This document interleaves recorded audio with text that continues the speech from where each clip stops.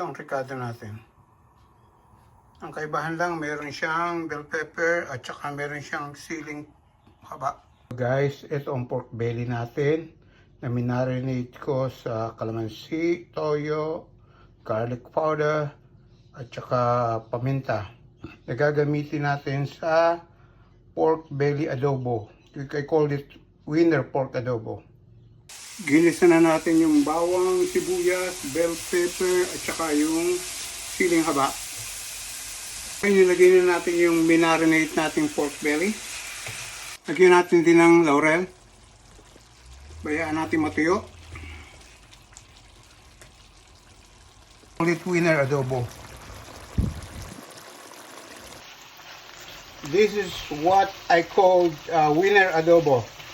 Winner pork adobo. Luto na to mga lodi. Okay?